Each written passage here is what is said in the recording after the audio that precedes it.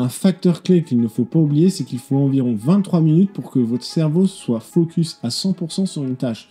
C'est le temps nécessaire en moyenne à un cerveau pour être concentré. Dans un monde où l'on reçoit 10 000 stimuli par jour, se concentrer est devenu vraiment un super pouvoir. Si tu te sens constamment dispersé, que tu scrolles au lieu de bosser et que tu galères à rester focus, cette vidéo est faite pour toi.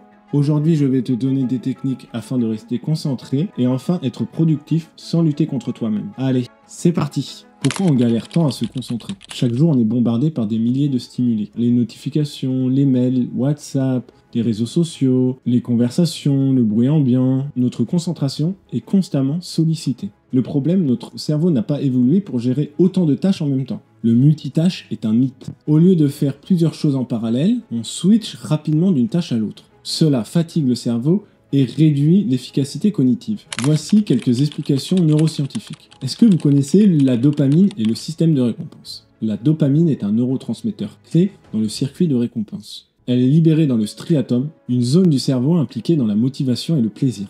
Et chaque notification, message, like sur les réseaux stimule la libération de dopamine. Donc nous procure un certain plaisir immédiat, un petit shoot naturel, mais shoot quand même dans notre cerveau. Entre guillemets, ça nous procure un certain plaisir. Comme dit juste avant, ça libère une hormone qui est liée au système de récompense, la dopamine.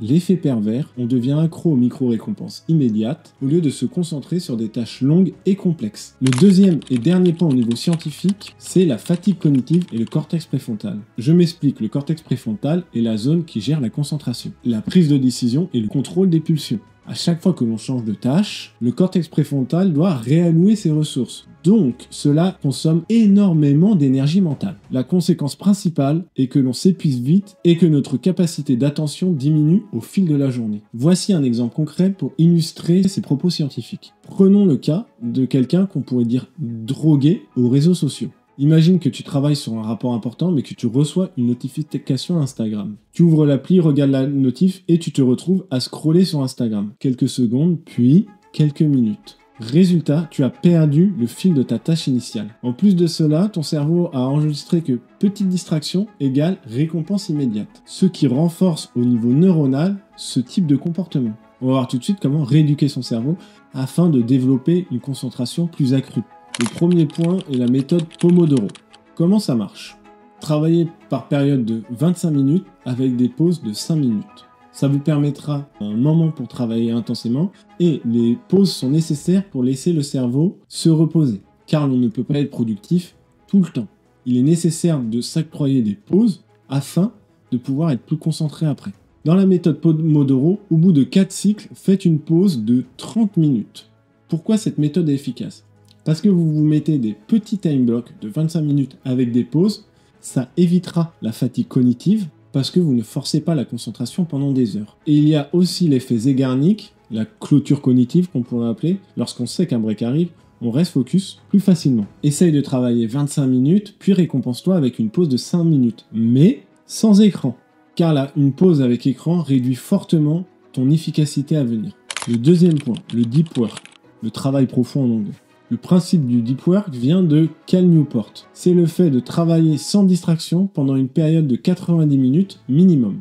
L'objectif est d'atteindre un état de concentration profonde pour que ton cerveau soit immergé dans la tâche à 100%. Un facteur clé qu'il ne faut pas oublier, c'est qu'il faut environ 23 minutes pour que votre cerveau soit focus à 100% sur une tâche. C'est le temps nécessaire en moyenne à un cerveau pour être concentré. Et il y a des chances que le vôtre, ça soit le même temps. On peut diminuer à un quart d'heure, 12 minutes, augmenter à une demi-heure, selon les personnes. En tout cas, il faut un certain temps pour que votre cerveau soit totalement concentré dans une tâche. Pour qu'il soit totalement concentré, cela demande une forte énergie cérébrale. La question qu'on pourrait se poser, c'est comment optimiser son deep work. Travailler dans un environnement calme, sans distraction, planifier vos tâches à l'avance et essayer de ne pas être dérangé pendant cette période-là. Éliminer toute forme de distraction. Le téléphone, les appels, les notifications, enfin tout ce qui est lié à nos téléphones en général, ou autre interruption qui pourrait venir. Le deep work nécessite vraiment d'être concentré à 100% sur sa tâche.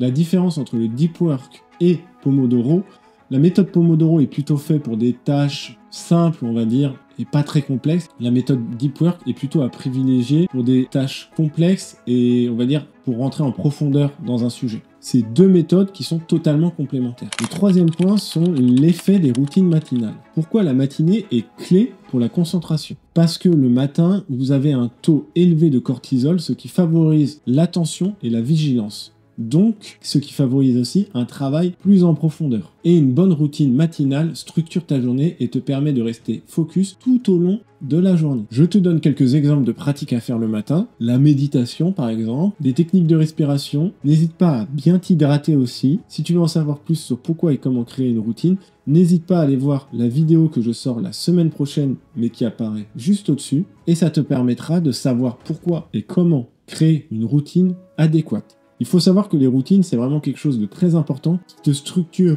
personnellement, mais qui structure aussi ton environnement et le rythme à laquelle tu vas. Et au fur et à mesure du temps, et donc des journées qui passent, des mois et des années, tu verras que ça change profondément la personne que tu es. Il faut savoir qu'il y a dans une journée 40% du temps où nous agissons de manière habituelle, de manière routinière, on pourrait dire. Donc changer ses habitudes est vraiment quelque chose de très important. Je t'en parle en connaissance de cause parce que je suis quelqu'un d'assez routinier. Ce cadre, à la fois me structure, à la fois me rassure. Le quatrième point, c'est l'optimisation de son environnement. Un bureau propre et bien agencé permet une meilleure concentration. Travailler avec la lumière naturelle permet de réguler ton système circadien et donc améliore la production de sérotonine. Tu peux aussi utiliser les sons binauraux qui permettent à certaines personnes qui ont des troubles de l'attention de mieux se concentrer et de rentrer dans un état justement de deep work, comme dit précédemment, plus rapidement ou plus facilement en tout cas. Si tu travailles en open space et qu'il y a du bruit autour de toi, n'hésite pas à mettre un casque anti-bruit ou à mettre ces sons binauraux pour pouvoir rester concentré tout du long de ta tâche à faire. Le cinquième point, et qui n'est pas des moindres, c'est l'effet du sommeil et de l'alimentation. Donc là, on va sur quelque chose de plus global, mais que l'on ne peut pas laisser de côté, parce que à la fois certains aliments vont te permettre d'avoir une meilleure cognition cérébrale, de favoriser la neuroplasticité, notamment tous les aliments qui ont des oméga 3, le saumon, les noix, les graines de lin et tous les petits poissons gras comme les sardines par exemple. Le magnésium permet de réduire le stress et d'améliorer l'attention. Où est-ce qu'on trouve du magnésium? Ça va être dans les amandes, le chocolat noir et tout autre légume vert. Le troisième type d'aliments à ne pas oublier sont les protéines, qu'on retrouve dans la viande, les œufs, les légumineuses, et qui favorisent la production de dopamine. Donc ces trois types d'aliments favorisent le bon fonctionnement de ton cerveau. Je te donnerai en contre-exemple d'éviter le café excessif, et je dis bien excessif, plus du sucre. Ces deux ingrédients te font faire un pic de dopamine, puis un crash de ton énergie. Donc évite le combo de ces deux aliments en excès bien entendu. Le septième et dernier point, c'est la règle des 5 secondes. Alors, qu'est-ce que c'est cette règle des 5 secondes? Cette règle des 5 secondes est très simple à mettre en œuvre et pourtant elle court-circuite la procrastination. Dès que tu ressens de la procrastination, compte 5, 4, 3, 2, 1 et agis immédiatement. Ça t'évitera de trop réfléchir et de passer à l'action immédiatement. Ça court-circuite le cortex préfrontal, ça transforme une intention en action sans que le cerveau ne te trouve à chaque fois des excuses. Je vais te donner un exemple concret. Le matin, quand ton réveil sonne, lève-toi directement au lieu de repousser indéfiniment ton réveil. Pour finir, pourquoi c'est important de pouvoir rester focus et de se concentrer? Le but d'une vie n'est pas de rester concentré tout le temps, d'être hyper productif tout le temps.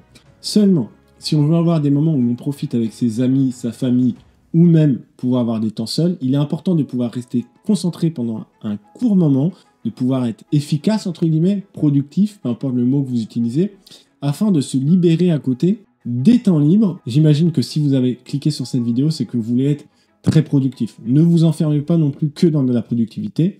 Pour balancer de l'autre côté, je dirais, apprenez aussi à profiter de la vie et des bons moments. Il y a des moments pour être productif dans une vie, et il y a des moments dans une vie où il faut profiter. Il y a des moments où on va devoir mettre beaucoup d'intensité dans son travail. Donc, par exemple, c'est ce que je fais en ce moment à travers ces vidéos, à travers mon travail, les stages que je fais, etc. Je suis dans un moment très intense. Je compenserai après par un moment moins intense. Le but, c'est de ne pas rester très intense pendant, par exemple, 5 ans et de se cramer les ailes, entre guillemets, et donc de faire un burn-out. Le but, c'est pas ça, c'est de pouvoir jauger les moments où moi, je peux être intense, ne pas aller dépasser sa limite, faire du repos, etc. et trouver comme ça un équilibre temporel. C'est pas trouver un équilibre de tout le temps. Mais c'est important de pouvoir être productif pour pouvoir récupérer après. Je vous encourage dès aujourd'hui à essayer une des techniques que je vous ai dit. D'ailleurs, dis-moi quelle technique tu vas utiliser en premier. Si tu veux aller plus loin, n'hésite pas à me laisser un commentaire et je te répondrai avec grand plaisir. Si tu veux en savoir plus sur la méditation, n'hésite pas à aller voir ma vidéo sur pourquoi et comment méditer grâce aux neurosciences. J'espère profondément que tu vas pouvoir mettre ces outils en application dans ton quotidien et je te dis à la prochaine. Allez, ciao!